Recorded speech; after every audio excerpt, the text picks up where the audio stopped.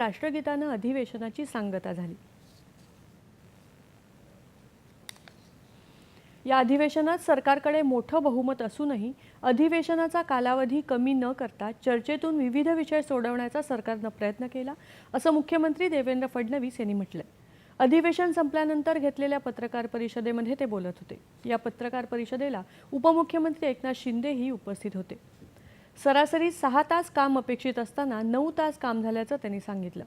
सरकारनं मांडलेल्या अर्थसंकल्पातून महाराष्ट्राच्या विकासाला गती मिळेल असा विश्वास त्यांनी व्यक्त केला। दोन्ही सभागृहांनी मिळून 12 विधेयकं मंजूर केल्याचंही त्यांनी सांगितलं। सरकारनं वेगवेगळ्या चर्चा करून सकारात्मक उत्तर देण्याचा प्रयत्न केला, असंही फडणवीस म्हणाले। आम्ही अधिवेशनात शेतकरी, युवा, महिला अशा सर्व विषयांवर चर्चा केली, मात्र विरोधकांना केवळ कबर आणि कामरा एवढंच लक्षात राहिलं, अशी टीका त्यांनी केली। माध्यमातून मोठ्या प्रमाणात लक्षवेधी असतील, प्रश्न असतील, विविध आयुधांच्या माध्यमातून चर्चा करून जे काही राज्यासमोरचे प्रश्न आहेत या प्रश्नांवर सरकारने सकारात्मक उत्तर देण्याचा प्रयत्न केला। कुठेही चर्चेतनं पळ काढला नाही, चर्चेला बगल दिली नाही, तर भरपूर अशा प्रकारची चर्चा या ठिकाणी केल्या। एकूणच विरोधी पक्ष हा संख्येने कमी असला तरी विरोधी पक्षाला पूर्ण वाव त्या ठिकाणी आम्ही दिला।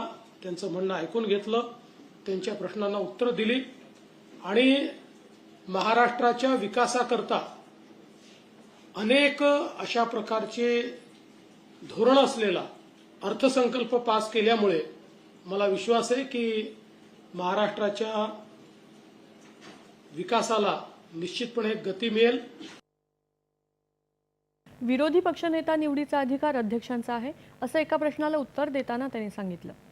महायुती सरकारचं हे पहिलं अर्थसंकल्पीय अधिवेशन विकासाचा वेग कायम ठरलं, असं उपमुख्यमंत्री एकनाथ शिंदे म्हणाले। महायुतीच्या सरकारवर जनता आणि उद्योजकांचाही विश्वास आहे। आम्ही एक दिलानं काम करतो आहोत, असं शिंदे म्हणाले। जनतेच्या प्रश्नांवर सभागृहात चर्चा करण्याऐवजी विरोधी पक्षातल्या सभासदांनी विधिमंडळाच्या पायऱ्यांवर आंदोलन करण्यात वेळ घालवल्याचा टोला शिंदे यांनी लगावला। असले तरी सुद्धा याचा उल्लेख मुख्यमंत्री महोदयांनी केला आहे, तरी सुद्धा आम्ही त्यांना कमी लेखत नाही, त्यांना अंडर एस्टिमेट आम्ही करत नाही। पण आमची भावना आणि भूमिका अशी होती की त्यांनी सभागृहात येऊन सभागृहामध्ये या महाराष्ट्रातल्या जनतेच्या प्रश्नांना वाचा फोडली पाहिजे होती। शेतकऱ्यांचे विषय असतील, इतर जे काही ज्वलंत विषय आहेत त्या बाबतीमध्ये सभागृहात येऊन चर्चा करायला आणि त्याला उत्तर द्यायला आमचं सरकार तयार होतं। परंतु त्यांनी पायऱ्यावरच ते सगळं आंदोलन करण्यामध्ये धन्यता मांडली। संविधान खतरे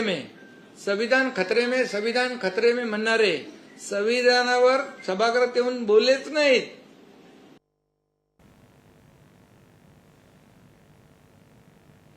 विधिमंडळाच्या अर्थसंकल्प